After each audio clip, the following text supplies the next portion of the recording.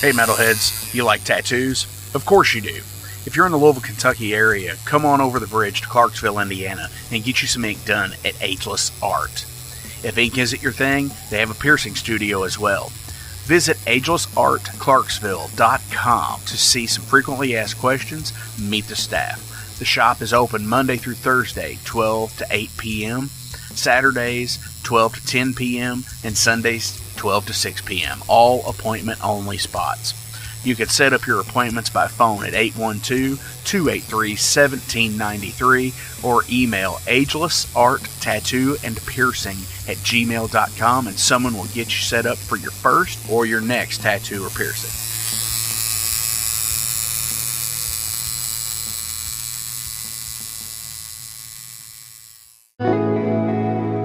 Hey, it's Jeff McNichol down here at Mom's Music, 1900 Melwood Avenue.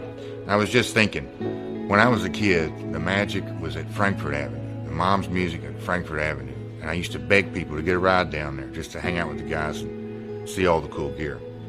Now that I'm the owner of this store, it's like a dream come true. We're recreating the magic with the vibe that we used to have at the old store. We're carrying all the gear that you're going to possibly want. We're giving you the outstanding service and personal attention that you deserve.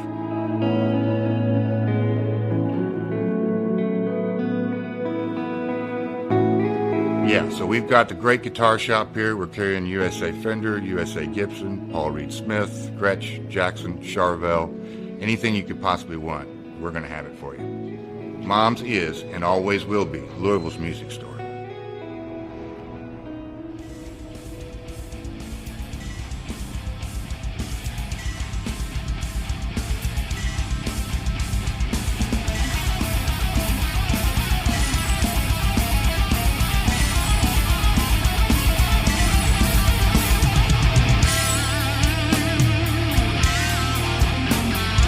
Thank you for tuning into the Metal Forge. I am Mark Jackson and I'm your host. The premise of the show is pretty simple. Awesome interviews and awesome music.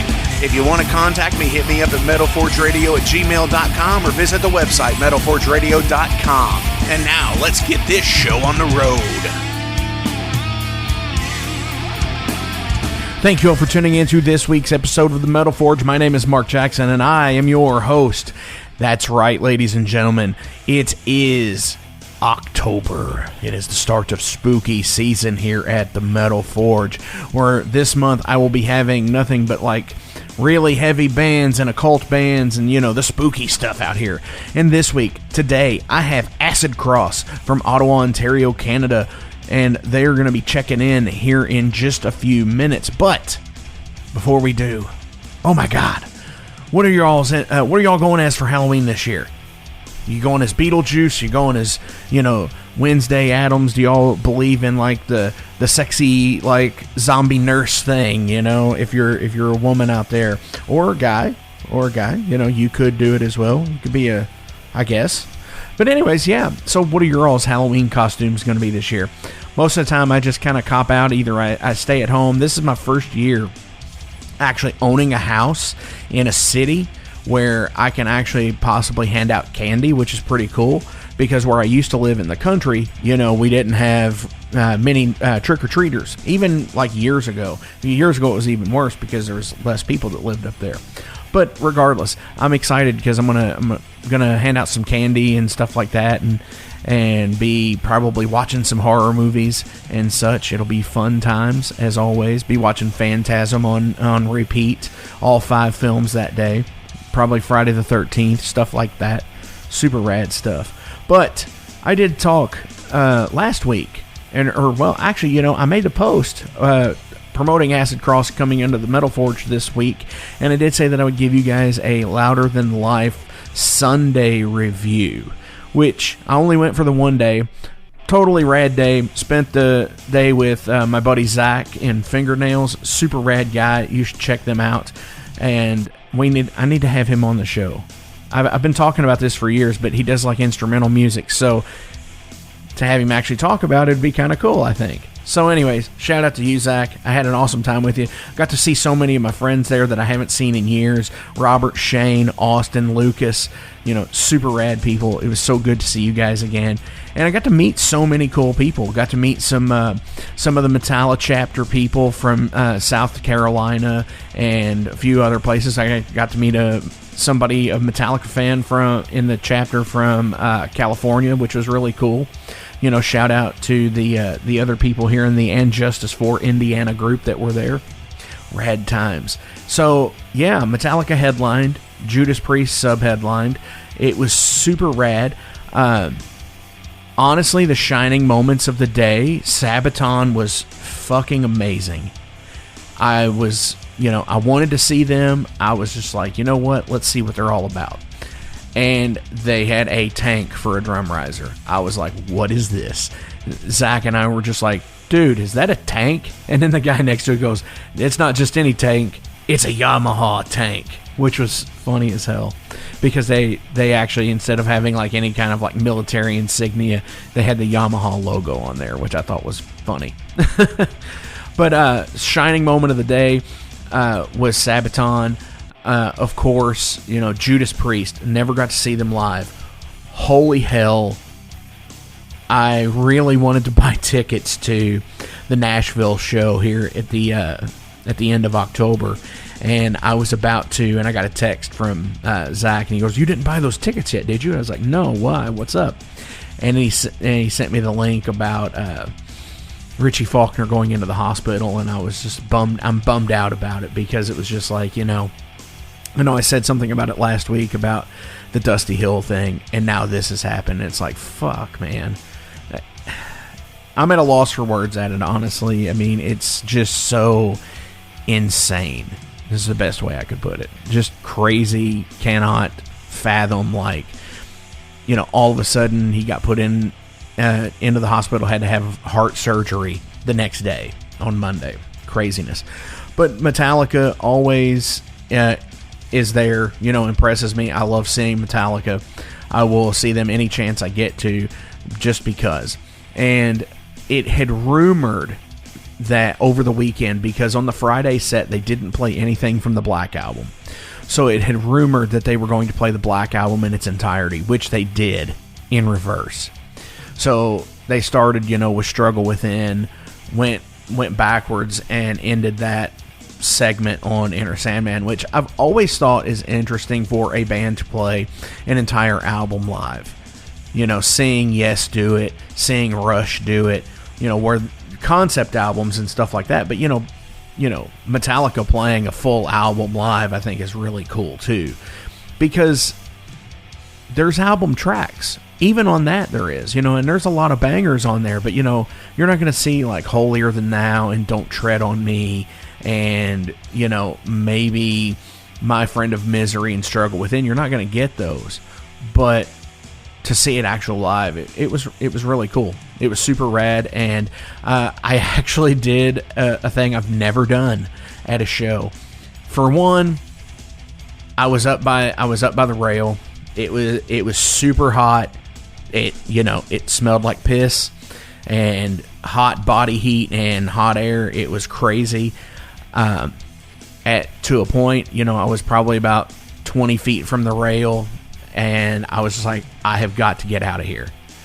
So I was like, dudes, and we're all pushing across each other, and it's not like it's not like the mosh pit kind of thing. It's not the pit, dude, but it's, everybody is just packed in as tight as they can go, and it's just rad. It's just that concert experience, and it was insane because it was just so hot. Sunday was the hottest day of the weekend, and with all of the people compacting, there was a point in time where I seriously thought that I was going to suffocate in that pit, because I'm not that tall of a dude. I'm only like 5'8", and I'm in a pit with a bunch of other people that are taller than me.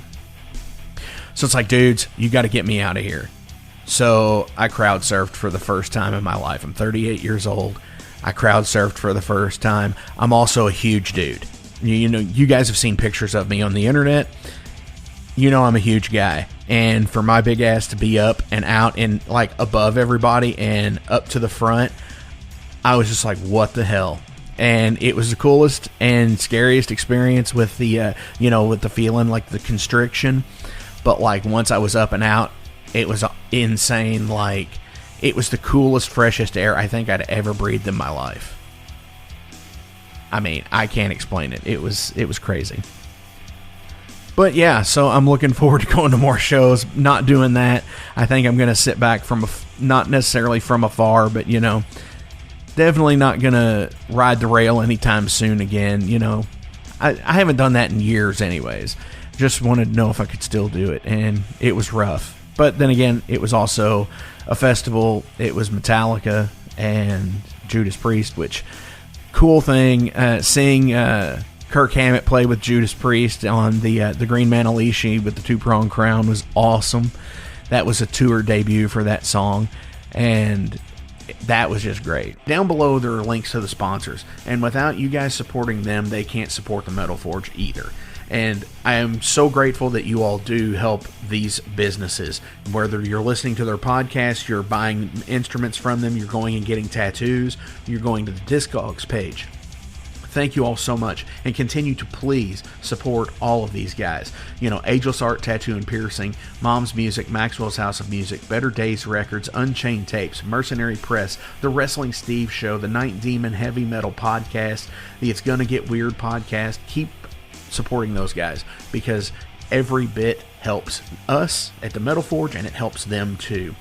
Also, making sure you all click on the Spotify playlists as well. You get to hear all of the previous bands that have been on the show, and you'll be supporting those people as well too. Thank you all. So let's get into this. This is Acid Cross. This is Mind Flare, Black Tower.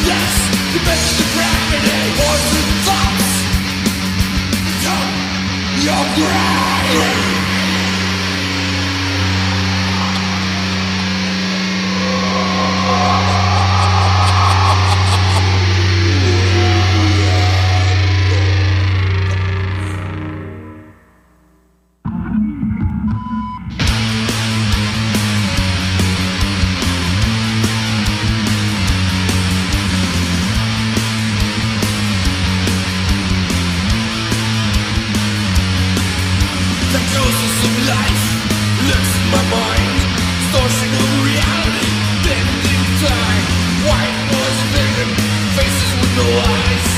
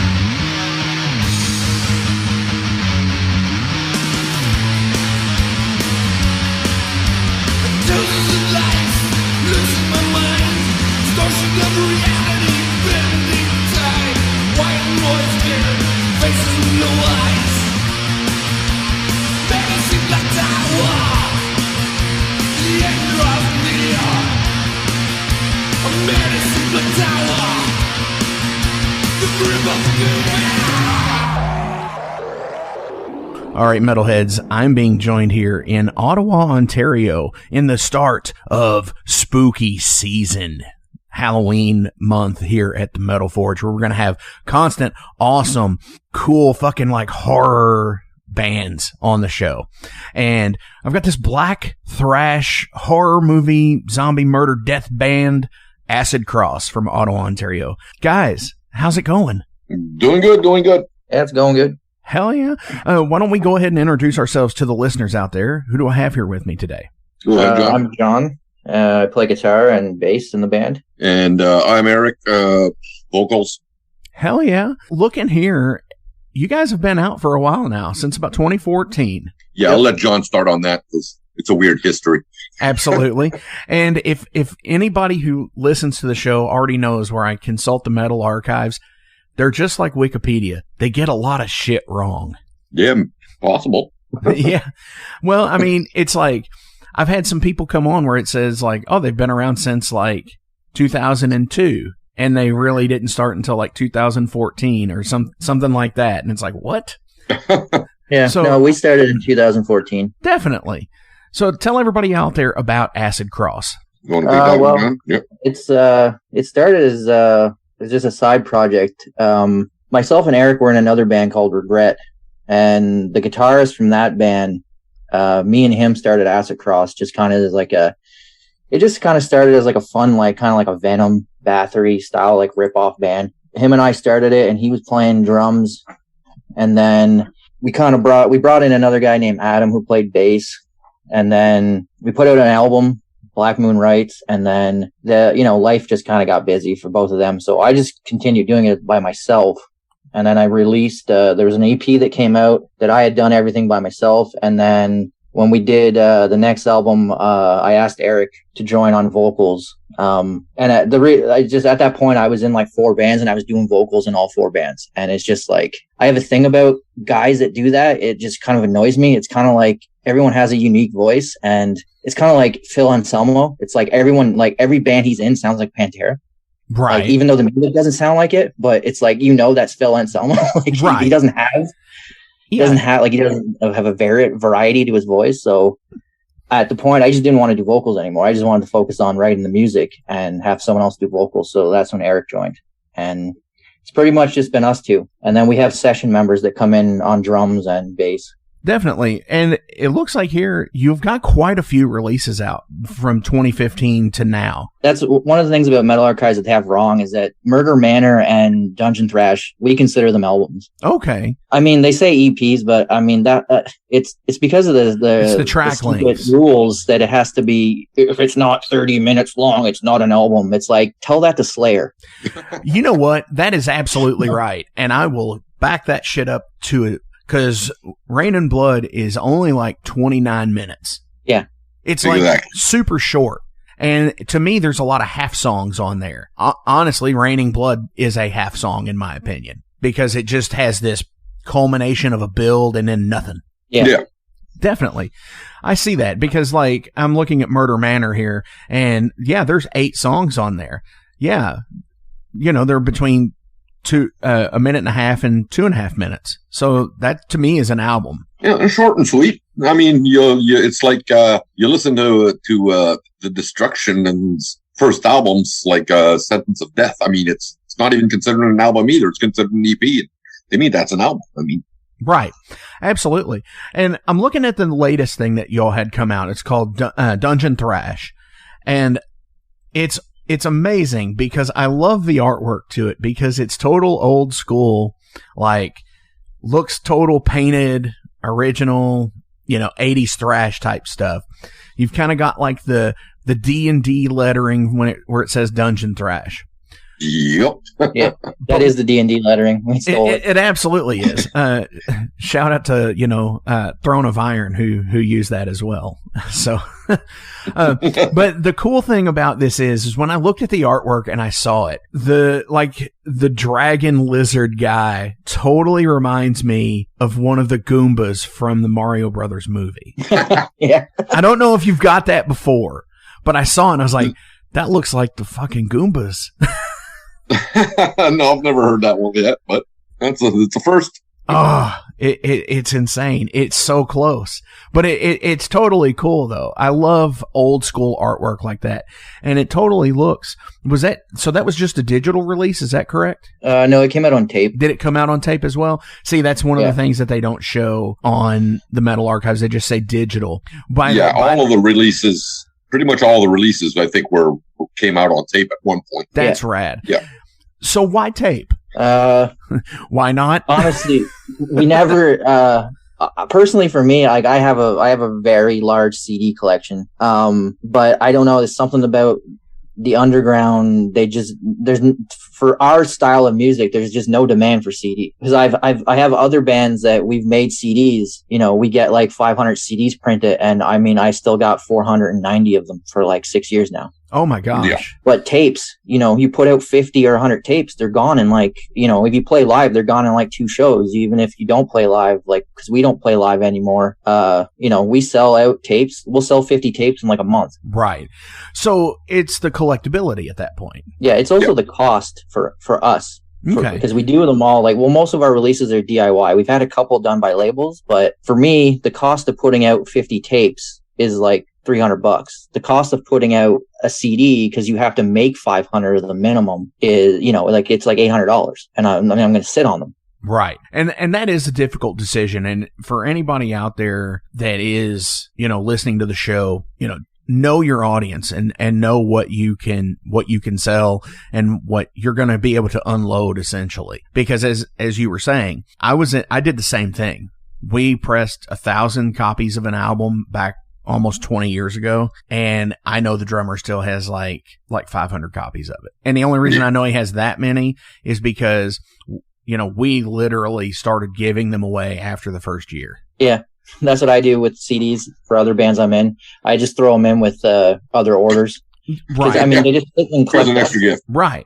And again, I think like multiple colored vinyl and cassette these days I think it's extremely keepsake at this point, where you have it to have it. Yeah, exactly. I mean, I have tapes, like, I just bought them. I don't even have a tape player anymore. Right. And I still have, I'll still buy a tape once in a while. If I like the band, I'm like, I'm in my head, I'll be, eventually I'll get a tape recorder, tape player. But I just never do. But I've got about 15, 20 tapes upstairs, and they're just sitting there for now. But they're also cool to look at. I mean, it's old school. It's tapes. It's fun. Well, definitely. And I think for people who were born in the 80s and 90s, it's definitely that sentimental. Damn, I wish. I was born in the 70s, so wow. That's why I'm saying that. Well, what I mean is, like, if you were a child through the 80s and 90s. Mm. Let me rephrase it. If you were a child through the 80s and 90s, there's that nostalgic, sentimental value that comes with owning a cassette tape. Where, I mean, because when I was like 8, 9, 10 years old, my parents would buy me a cassette tape because they didn't think I was mature enough to keep a CD from being scratched and all that shit. So, yeah, for me also, it was if you're talking about like mid 80s, late 80s to like early 90s. There's a lot of tape trading going on. Oh, absolutely. And like, a lot of underground bands, like you trade demo tapes from one city to another. Like you'd look at heavy metal magazines, there'd be lists in the back of people wanting to trade tapes. It was such a fun thing. And now you don't get that anymore, but everything's available online now. Right. So, and I think that really has died with the internet, unfortunately. I'm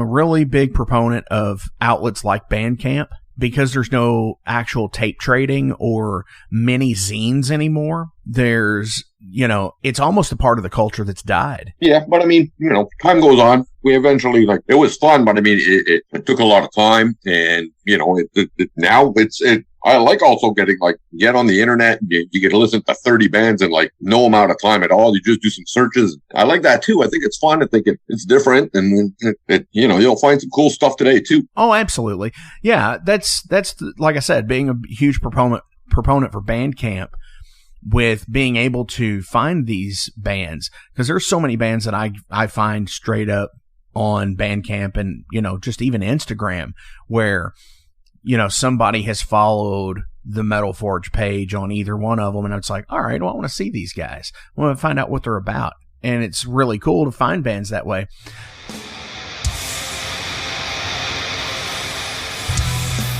Hey everybody, let me tell you about the new sponsor to the Metal Forge, Unchained Tapes. They're an independent Pennsylvania tape label. They focus on extreme metal and punk with a killer approach to the tape scene. Visit their web store at unchainedtapes.bigcartel.com now to get your fill of tapes. And for being a Metal Forge listener, enter the code METALFORGE10 at checkout to get a 10% discount on your total purchase. That's unchainedtapes.bigcartel.com.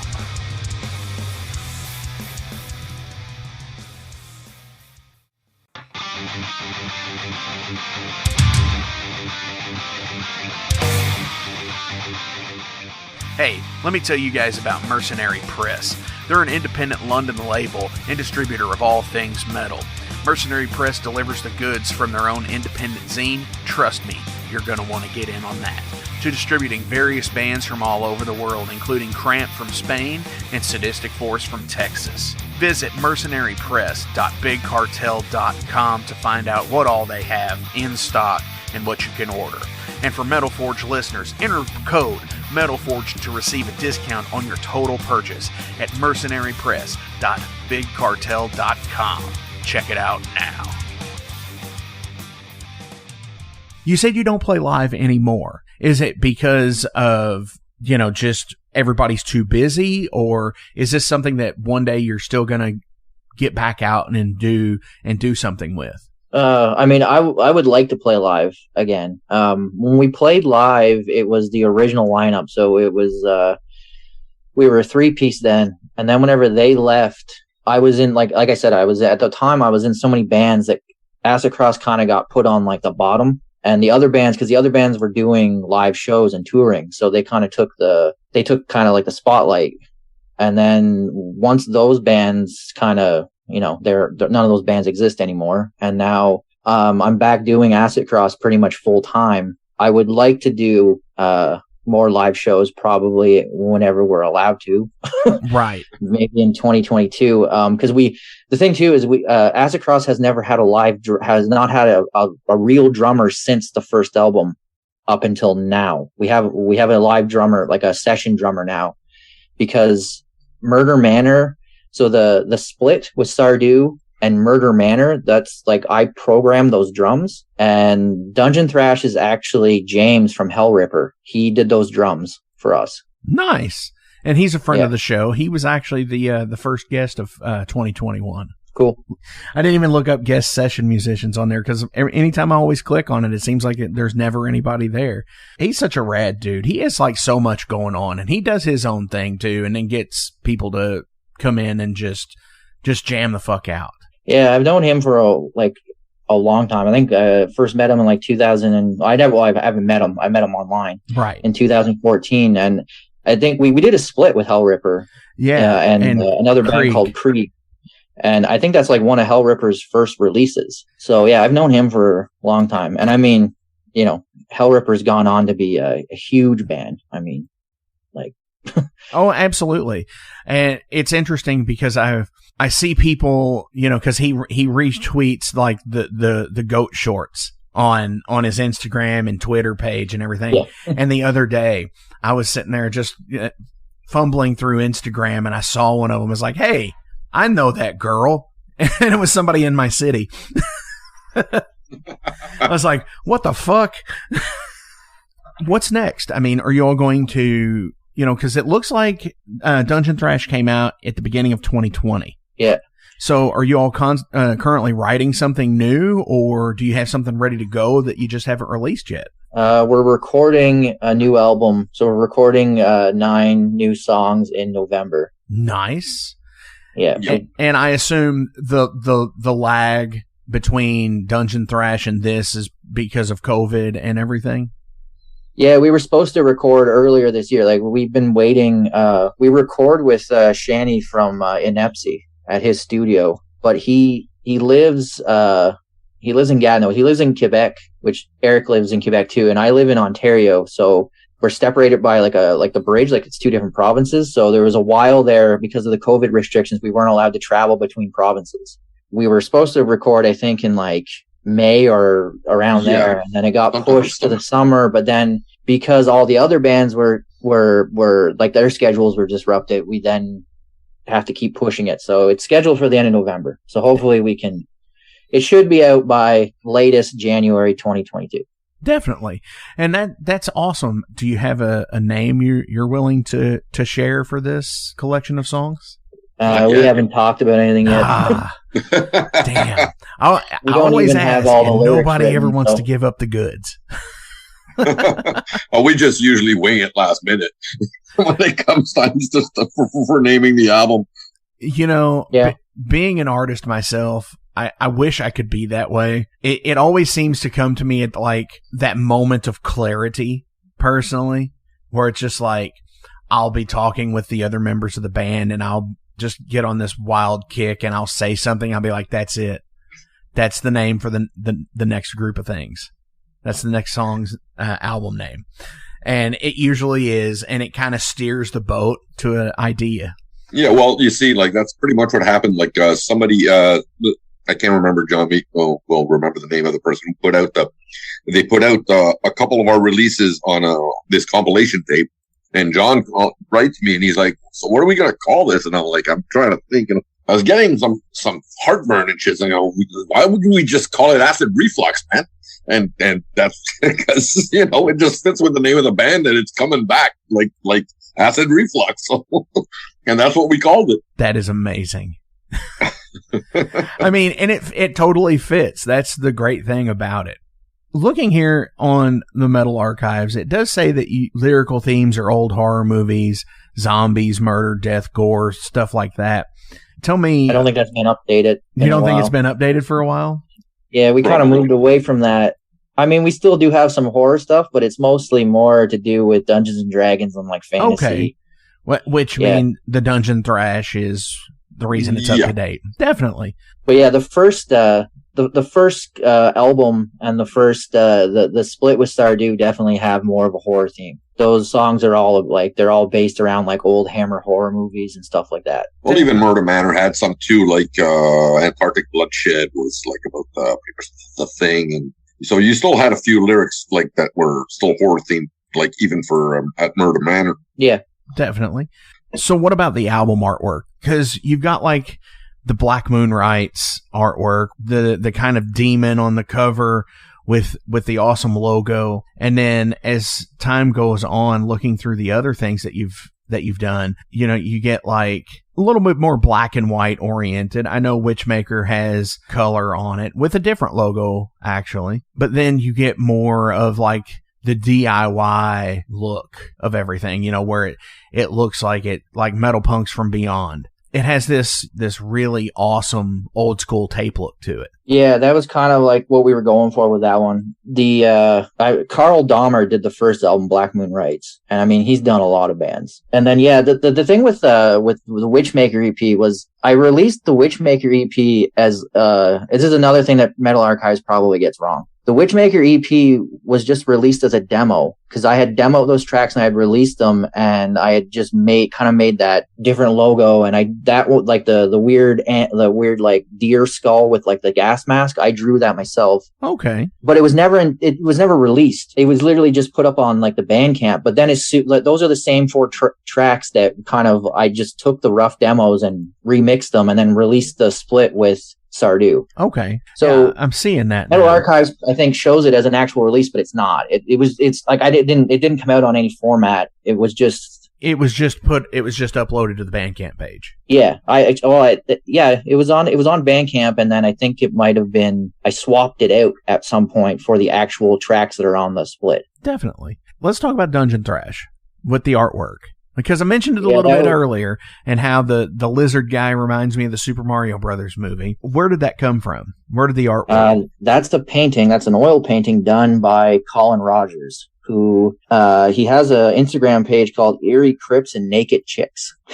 Nice. He does a lot of artwork for horror themed like magazines. Like he does like Evil Speak magazine. I'm trying to think of the other ones he's done. There's a couple other underground horror magazines he's done artwork for. But I basically approached him and just gave him the idea and said, I said, make it kind of, I said, I want a lizard person of some sort with a naked woman and make it satanic.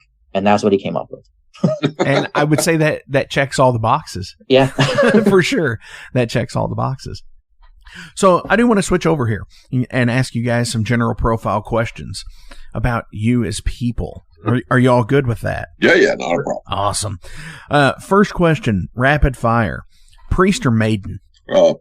Priest for me. Maiden. I got Eddie tattooed on my hand. Nice. But having said that, next month I'm going to get Scream for Vengeance tattooed on my entire upper arm. So that's a hard one. But that is a hard one. And I'll take maiden. If you could relive any age of your life, what would it be? Damn. As far as shows go, I'd go back to like when I was younger for sure. But apart from that, like I don't mind where I am right now. So definitely. But yeah, as far as shows go, like definitely like late 80s. Like I saw like Slayer Ring and Blood Tour here in Montreal, and with Razor, DBC, and Deton. I mean, for $15, I mean, you can't go wrong back in those days. Like the World War III with Voivod, Creator, and all these Destruction, all playing Montreal back in the day. Like it was just, the scene was just insane back then, especially for thrash. Now it seems all the shows are all mixed. Going to shows when you were that young, you saw Slayer and then for like $15, and now it seems like it's all like a big mixed bag of shows. Yeah.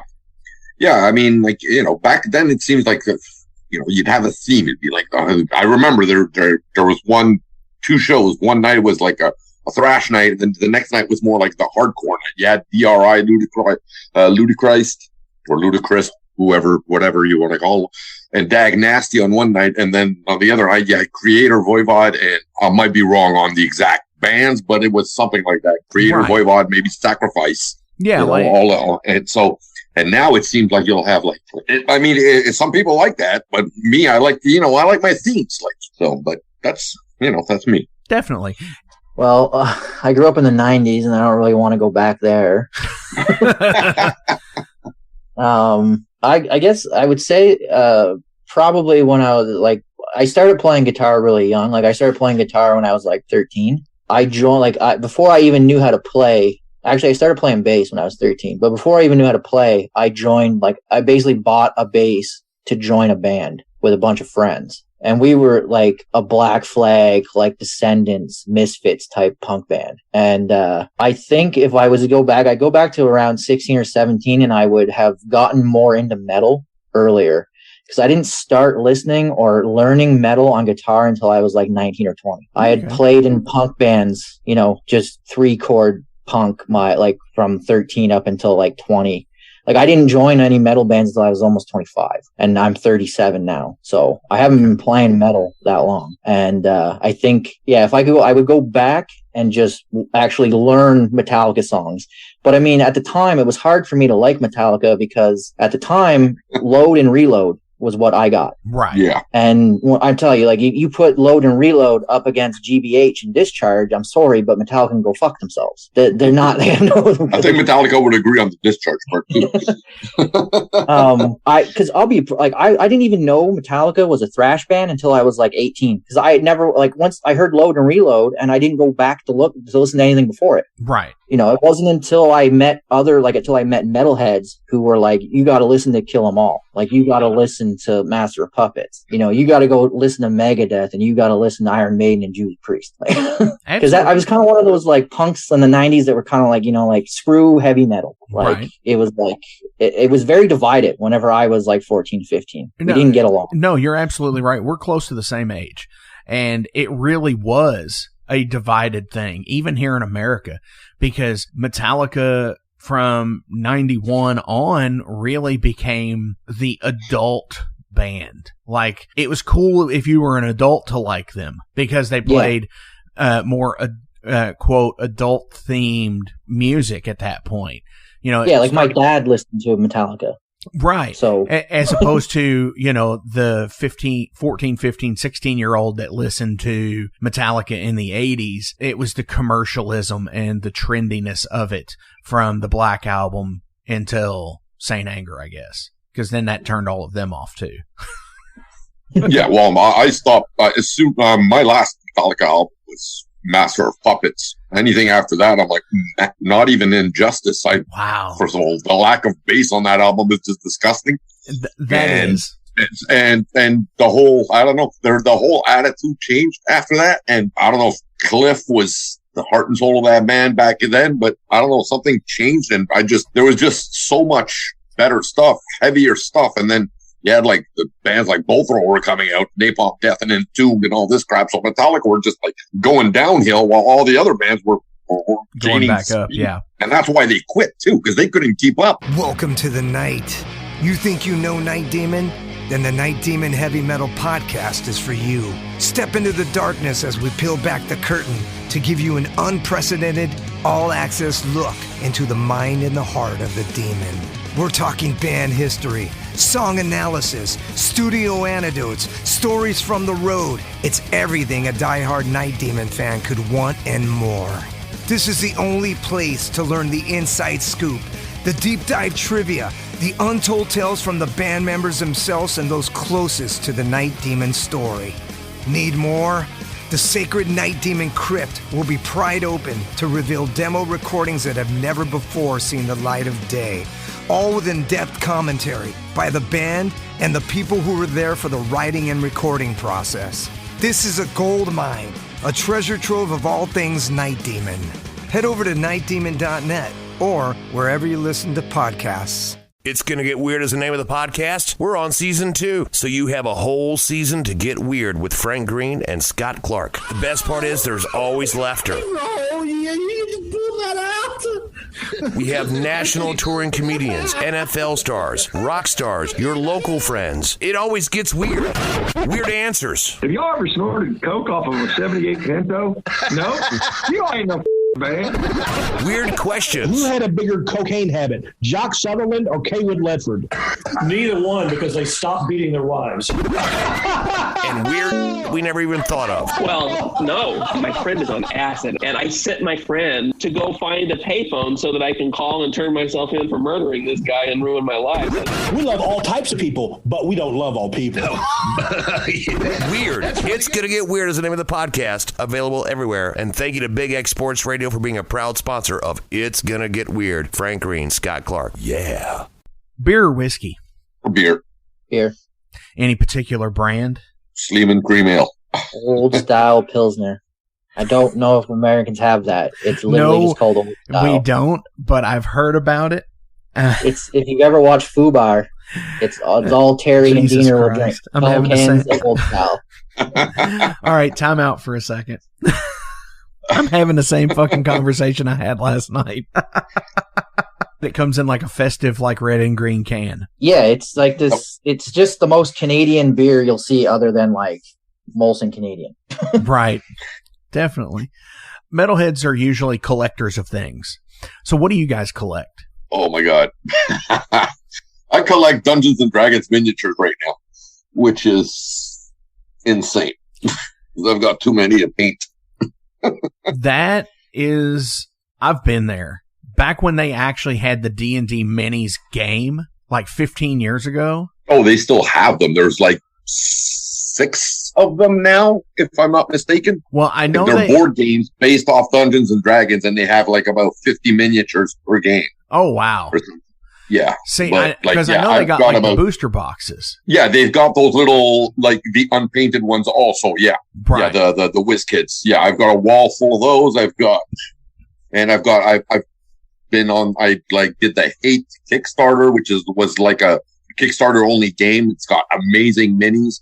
I've got about 7 or 8 different kinds of games right now. I'm waiting for another Kickstarter that's late because of COVID. But yeah, and I've got tons of minis to paint.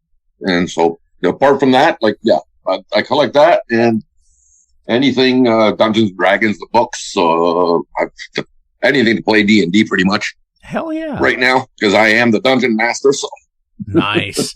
It's definitely a fun thing to be the DM. Mm-hmm. Jonathan, what about you? What do you collect? I don't really collect anything outside of like vinyl and like CD, like music. That's really all I collect.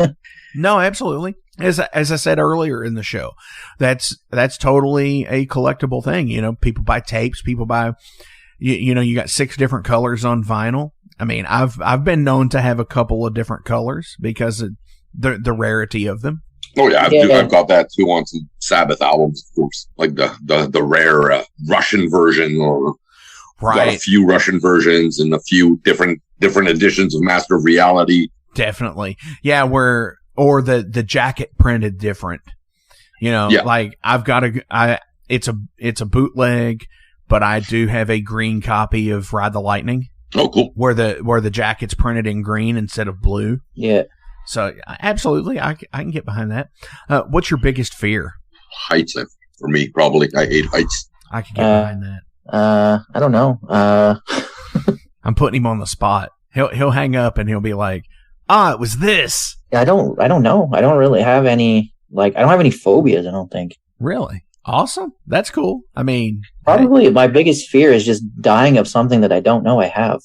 Ooh. Like, just dropping dead and someone being like, yeah, he had a brain aneurysm. Oh shit. Yeah, absolutely. You know, like, I do actually, I spend a lot of time thinking about weird shit like that. Like, you know, I'll like be sitting weird in a chair and stand up and my leg is numb and I'll be like, am I having a like seizure? Or yeah. Am I gonna die? Is this a symptom of like something? No, absolutely. And that's the weirdness of the human body, I guess. That it's all kind of, as George Carlin would say, it's all guesswork in a white coat. Yeah. Nobody really knows. I read it's in one of Dave Mustaine's autobiographies. Whenever he went into rehab for like the last time before he like finally kicked his addictions, apparently he first got there and he sat, like there was a chair that had like a really high back, like, you know, like those like British like royalty like chairs, like, yeah, they're an antique chair. It was like that, and I guess the way he sat in it, he put his one arm up over the top of the chair and he fell asleep for something. I don't remember exactly, but he fell asleep for like a long time, like 7 or 8 hours. And I guess he woke up and his arm was like done. He couldn't move it. He couldn't feel anything. And he had to go through like a bunch of rehab. Right. And the doctors were telling him like, you're never going to play guitar again. I guess that's why there's such a big gap from whenever, like, what's that album in 2002? The System Has Failed or whatever. The comeback album in the early 2000s. Yeah. Last album from the 90s. That's why there's a big gap between them. Right. Because apparently he couldn't play guitar because his arm fell. I thought it was much later than that. I thought it was between like United Abominations and like 13 or something. Or maybe it was or Endgame or something like that. I thought it was like, maybe, I don't know, 2008 and to like 2011 or something. But yeah, I know the story that you're talking about. It's where he fell asleep and basically he cut off circulation to his arm. Yeah. And then had to go through ridiculous amounts of like rehab and surgeries to fix the nerve damage and shit like that, or to try and fix the nerve damage, and he's finally playing again and everything. And that guy has been through so much shit. Not only that, but then he end up getting throat cancer or something like that too. Yeah, he just got a few over years that. ago. Which, yeah, I thought it's crazy that they're on tour right now and he's not like vaccinated or like anything. Because I mean, I would think that if he had throat cancer, he'd have like, you know, his immune system would be like not as strong as it should be. So, but definitely. I got a couple more questions. What was your favorite TV show growing up? Damn, I have no clue. I like Three's Company. John Ritter was hilarious. Right on. But like, yeah, I'm old, so there you go. No, Dukes of Hazzard was cool. Even though they're right, Confederate flag is a thing, is a big issue now. But I mean, as far as I'm a car guy too, so you know, I own a '72 Mustang, so I like anything classic car, drag racing, and stuff. So right on, yeah. Three's Company, I can get behind. You know, that's he was. I love such classic an amazing TV comedian. like that. He was such a physical comedian; it was insane. Like when he would do his tripping all like his slapstick and stuff. John Ritter was like, there was no one better than him at that. Right. At least for that generation, I would say. Yeah. Because I think Dick Van Dyke. Oh, yeah, definitely. And here I'm talking about Dick Van Dyke on the Metal Forge, by the way. But no, Dick Van Dyke in his day, for sure. Yeah, John Ritter is like the next generation for it. Yes, definitely. I'd have to probably say like South Park for me. I mean, I was probably around 11 or 12 when that came out. And I remember my dad, he used to work, I used to work night shift. He used to work at Kraft. He used to make Cheese Whiz, Kraft singles. Nice. But I remember like, cause whenever South Park first came out, it aired at like midnight. Cause it was so controversial that they were like, we can't let our kids see this. Like no one should be watching this. Like, it's just terrible. And I remember my dad would work nights and, he would be up on like Saturday night at like midnight because he couldn't sleep. And I remember him just being like, have you watched this show, South Park? And I was like, no. And he's like, oh, you got to stay up and watch this. It's funny because I'm like 11 years old. It's like any other parent would be like, yeah, he's not watching that. Right.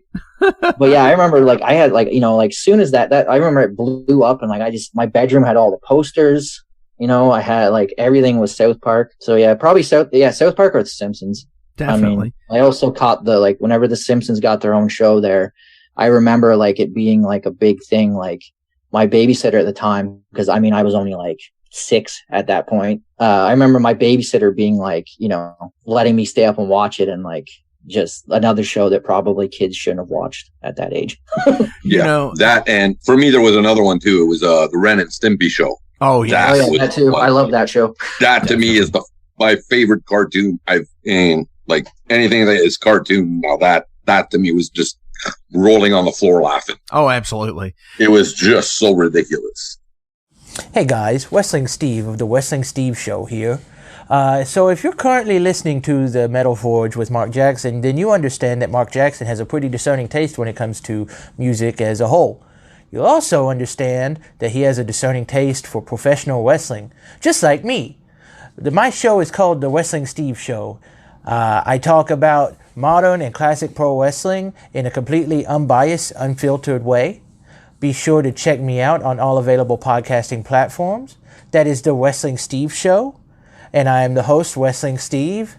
Just remember, like Confucius said, man who goes through turnstile in Thailand is going to Bangkok.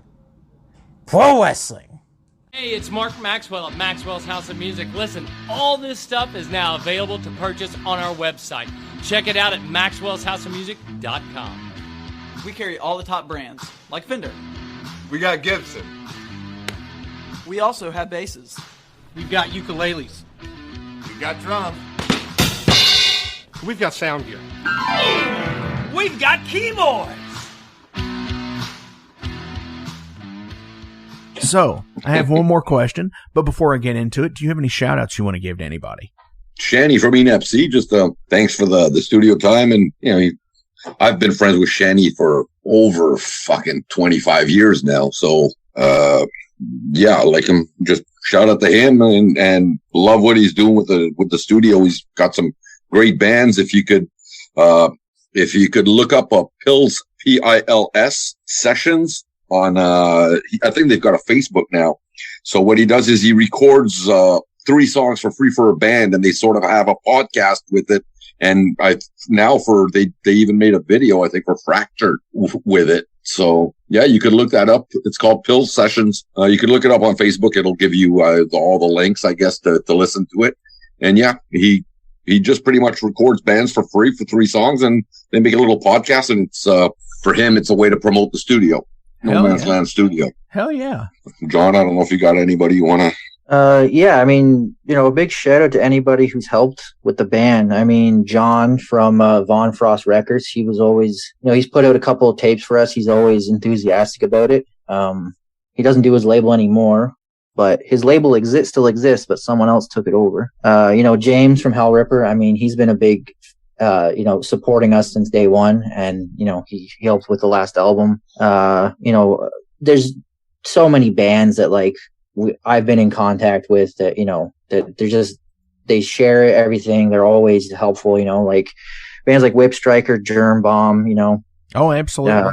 Yeah, just pretty much. Like, I mean, I've had so many bands that I get it mixed up who helped what band. I mean, in the past like 10 years, I've been in like 8 bands, so it's hard to individualize them and be like, oh yeah, he did that for us or she did that for us. But I mean, anybody's helped us, like, anyway, each shared the links, bought something, came to a show, whatever. Like, thanks for the support. I mean, the underground scene only works because we support each other. Definitely. Yeah. I definitely agree with that. So, in the words of Razor, I pledge to keep it alive. I promise metal will thrive. I swear my soul to the cause to teach all metal laws. Yes. So, last question of the day. What album changed your life? For me, it's got to be Kiss Destroyer. Got that album given to me by my cousin's boyfriend at the time, who was a DJ. I was 8 years old, and they were babysitting me, and I picked it out. He was a DJ, and I picked it out of his collection. And he goes, "You like it? Take it home." And my mom still hates him to this day. He corrupted you. Yeah, he sent me on a path. And after that, like, it just like went into, like, my brother was like, he's 6 years older than me. So, like, I got into the Sabbath and the Led Zeppelin stuff. And then, but I veered straight more towards the heavy metal as he stayed more to the rock. And yeah, so after Black Sabbath, like, basically my first album with Black Sabbath song was not even a Black Sabbath album. It was Ozzy's Speak of the Devil live show. And that was the first Ozzy that I bought, but it was all Sabbath songs. And back then I didn't know, because I was, maybe 11, not even 10 or 11 maybe. And yeah, so later on, I bought all the original Sabbath albums. And, like, I own every Ozzy album recording that's out there. So, like, he's up there on my list of for sure favorite vocalists. Jonathan, what about you? I'd have to say, like, the album that put me on the path, I guess you would say, of metal and punk was Green Jelly Serial Killer soundtrack. That album, I don't know if you guys know anything about that band. They used to be called Green Jello. Right. And so, like I said, my dad worked at Kraft. So Kraft sued them. Because they own the rights to Jello. And so Kraft used to have like a newsletter for like the employees, like they, things that are going on at Kraft. And I guess one of the things in there was about that, whenever that happened, that they sued them. So my dad actually went out and bought the album, and, he listened to it and he was like, yeah, this is not ZZ Top, so I'm not going to keep this. So he gave it to me. And I just remember, like, it was cool because the booklet for the CD was a comic book. Yeah. And it told the story of the album, and each song was about parts of the comic. And I just remember being like, I was really, really into comics at that age. And I just remember being like, this is awesome. And then, from there, it just kind of like sprawled into like, meeting other people and being like, we listen to like the whatever, the Beatles here at this house, and it's like, yeah, well, we fucking listen to Green Jelly at this house.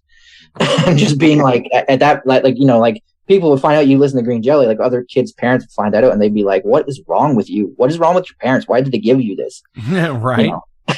And it's like, but then you meet the kid who's like, that's fucking cool. And it was like, that's how I met like some of the people that I joined that band. Like I said, like I bought a bass to join a band. It was basically from that album, from us, like just listening to that album and being like, let's do something like this.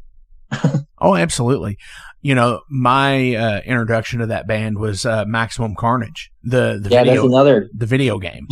And I've liked them ever since. And if I'm not mistaken, they have a world record in the Guinness Book of World Records for most band members of a band ever. Awesome. Because there's only one actual member, and he contracts out everybody to on tour. Like you might get this drummer that plays 3 or 4 shows, and then the next drummer plays 3 or 4 shows in this swing, and he'll go on tour for like 60 dates, and it'll be like 12 different drummers for the entire thing. Awesome. Yeah, they're definitely he's definitely a weird guy. For sure.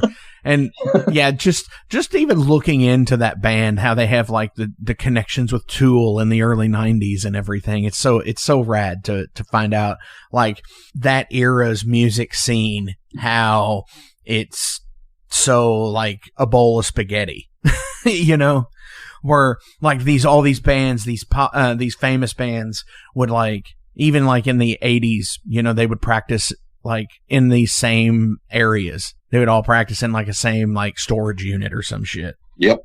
All that stuff's interesting as shit to me. Guys, Eric, Jonathan, thank you so much for coming into the Metal Forge this week. On our way pleasure, out, man. Definitely.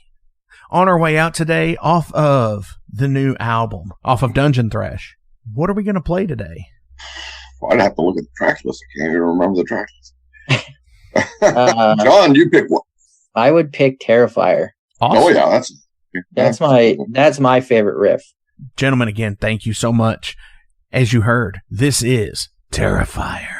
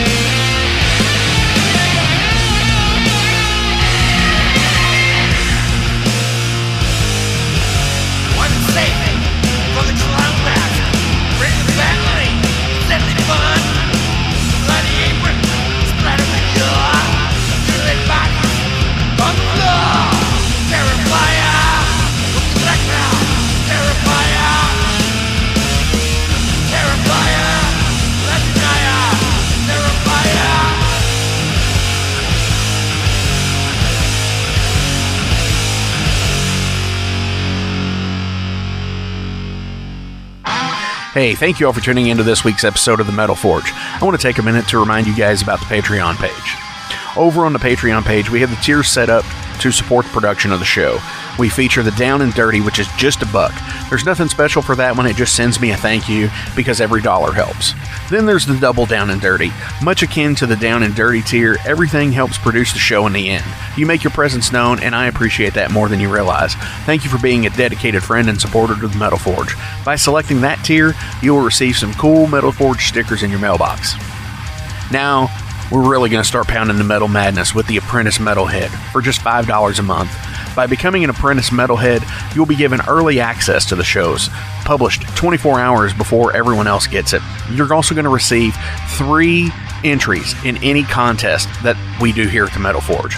You're also going to receive a 10% discount on all Metal Forge merch, and you're going to receive a sweet Metal Forge patch for your battle jacket or backpack. And now, here is the big one. This is the Master Metalhead for just $10 a month. By becoming a Master Metalhead, you will receive a hand-numbered Metal Forge Master Metalhead membership card. You're going to be given early access to the shows as well, with 36 hours before everyone else. You're going to receive 5 entries in any contest that we do here at the Metal Forge. You'll be able to submit audio questions that I will use on the show of you asking questions to the upcoming guests. Remember, timing is everything, and you will need to keep up with the upcoming guest list on the website.